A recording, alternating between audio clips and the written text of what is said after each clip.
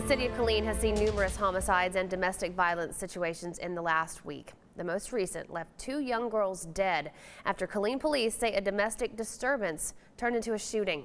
6 News reporter Bailey Bates has more on the case and how to help those in need. Candles lit and shining bright for 2 young girls.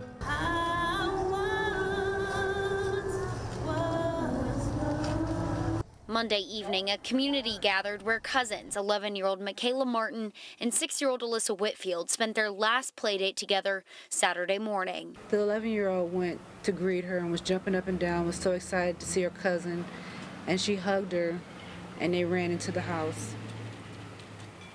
And that's a memory that will stick in my mind, how happy they were. The happiness stopped short when Killeen police say a domestic disturbance turned deadly. These children are the future. We're killing our precious gems, and that's what makes it so hard for me.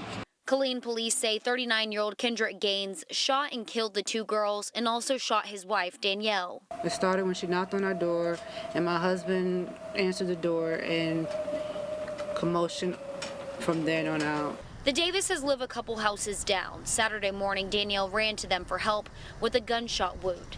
Then they saw Gaines. When he came out the house, he was running with the gun, chasing the son. So I think when he saw my husband, he was like, saw me, he just stopped and dropped the gun. Yeah. As soon as he and saw raised his hands and came over.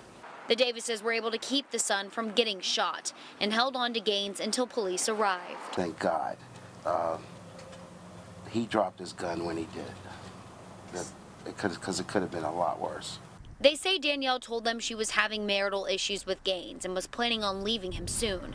Executive Director of Aware Central Texas, Misty Biddick, says that's often the most dangerous time for people in domestic violence situations. What we oftentimes see with perpetrators is that they try to alienate them from their family members, from their friends, and isolate them so they can't receive help. Biddick wants to remind the community to be there for those who need help, just like the Davises were there. One of the biggest things they can do is to just continue to support them and just continue to be their friend. Biddick says last month they saw 65 new domestic violence survivors, so it's important to keep this tragic reality in the spotlight. We have to talk about it. The more we talk about it, the more we know about the resources in our community, the safer we can keep our family members, our neighbors, our friends. So that 2 young innocent lives, like Makayla and Alyssa, don't get caught in the crosshairs again. In Killeen, Bailey Bates, 6 News.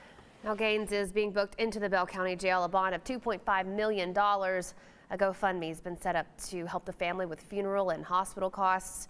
You can find out how to donate at kcentv.com.